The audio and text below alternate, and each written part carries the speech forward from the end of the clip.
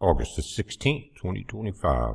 As you're looking at the current information this morning from Hurricane Erin out of Sky Tower down in Florida, this thing jumped overnight from a Cat 1 to a Cat 4. It's at 145 miles per hour right now, and it's increased in speed forward too at 20 miles per hour. Millibars of pressure down 935. Again, it was supposed to go from a Cat 1 yesterday to a 2 in this area, a 3 in here, and jump to a 4 right in here. It just went straight to a 4. Now, again, 145 miles per hour, but it's predicted by this afternoon to be up to 150. I don't think that's going to slow it down. 156 and above would go to a Cat 5, and I think that's what we may see here. Now, it's moving faster, and that may increase the chance of this curve moving even faster. But notice that everything is pretty much to the left of Bermuda, which is right here under the 110. Now think about that. It's still a Category 2 up this far. And that's when it's going to impact between a Cat 3 and a Cat 2 into Bermuda itself. Now the spaghetti models are really coming together, and that's a good thing because, like I've said from the beginning, this thing is going to be really strong. It does not need to come ashore. It's going to be devastation if it does. I don't think it will, but look at this. Everything's coming just about halfway between DC and Bermuda right now. Everything is lining up. CMC model right there and the NVGM model, the Navy model, are side by side. So it looks like they're getting closer. Now we're still a couple of days out, and this could drift a little to the left or to the right. Let's take a look at some other information. Now let's watch this thing from overnight coming in to your right. Here's your Leeward Windward Islands. Check this out. Look at that eye. Look at the wobble. Look how the eye now is concentrating, guys. That's unbelievable. That fast of increasing speed, both forward and sustained winds. Wow. Let's look at it in a couple filters. And this thing has become, actually, guys, a monster. Look at this. Notice the last few frames right here that it drops south. Watch where the center of circulation is as it comes into play. Right here. Now watch this dip to the south. You see that? Every mile that it goes a little bit southwest is a mile before it starts to turn north after it gets over Cuba. Look at that. Very obvious dips, like 3 or 4 in a row starting. Again, let's look at it. Monster storm. Eyes very well formed and dipping that way. Now let's take a wide view at everything. Notice over here the system that was in the Gulf is dissipating on shore. And really, the best of all scenarios, this high wind right here kind of sheared it apart and kept it from building a lot of moisture. You still got a little bit. You may get some more today. But we got a little bit of rain. A lot of people did. You're still getting severe warnings up in this area. But right here, guys, the dip is very obvious to the south or southwest. Watch this. It's kind of rising this way, then suddenly, boom.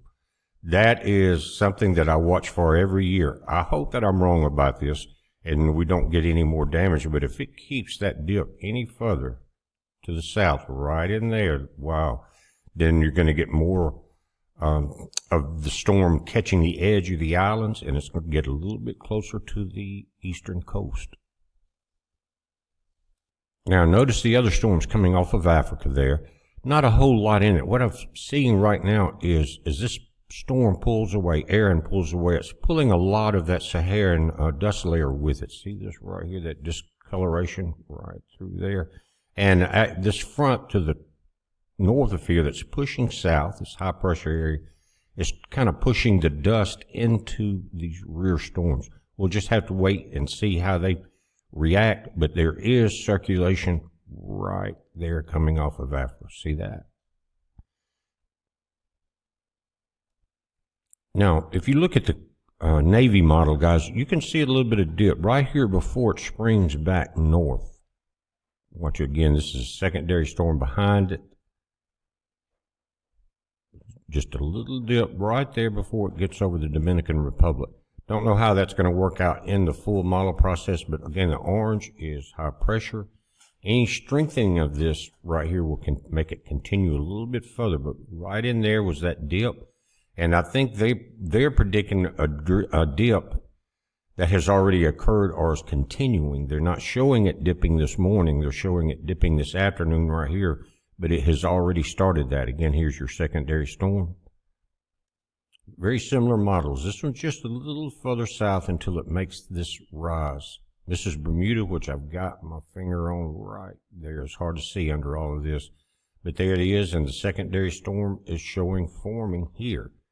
But right there, scraping along the southern Bahamas, missing, is pretty much missing Bermuda except for the top side, which could get scraped pretty hard by the northeast quadrant. Now, the GFS is pretty similar to the rest of them. You saw the spaghetti models. One thing I noticed was on the GFS, storm kind of pulls up into this Arctic vortex and then wraps itself and slams into the UK right there. That's around near the end of the month. We'll look at it one more time. And here's Erin. Today's date is 17th. We're at the 18th, 19th, 20th offshore, 21st. Wrapping up there. Headed over to the UK right there, bam, 28th. You guys always ask for that report there. You got by the 28th of this month. Watch very closely what's going on, guys. In very similar patterns. Let's look at the rip current risk along the East Coast. Now, each year they change a few of these maps and charts, and this is a little different. This is called the U.S. rip current risk. Red is very high, and that's right here where Texas is just getting that storm coming ashore. Then yellow is moderate, low, and then no data coming in where it's dark gray along these areas of Florida. But right now, Florida is in a moderate rip current risk. So is the Carolinas around the Outer Banks right through. Then you've got a low risk in the other areas here, and of course along the islands. This is going to change in the next few hours, or possibly by this evening, very late. A lot of this is going to change. Now, these are the key messages in the takeaway from Erin as of this morning. It says heavy rainfall at times through Sunday across the northern Leeward Islands, the Virgin Islands, and Puerto Rico. It may lead to locally considerable flash and urban flooding along with landslides and mudslides. Gusts to tropical storm force in the Erin's outer rain bands are possible in portions of the northern Leeward Islands later today and over portions of the Virgin Islands and Puerto Rico tonight and Sunday. Erin is expected to produce dangerous surf and rip currents along the beaches of the Bahamas, much of the east coast of the U.S., and Atlantic Canada next week. That's a big concern with one this close. Interest in Bermuda should continue to monitor the progress of Erin since there's a risk of strong winds, heavy rainfall, and high surf by the middle part of next week. So guys, we're on this thing full force now, and we're going to be giving you some computer outputs as far as tracking in a few hours. They're starting to push those in. Anyway, this thing is very dangerous. It is in the best possible path that it could be in now for the Atlantic. It may miss Bermuda, move slightly to the left of it, and then miss the U.S. by shooting that gap between the two. Again, we'll get a lot of cooling effects from it. We're going to get some clearing out of the Saharan sand layer that will affect the rest of the hurricane season. But again, guys, we're watching it. You watch it. Watch for updates. It's a heads up. Be safe.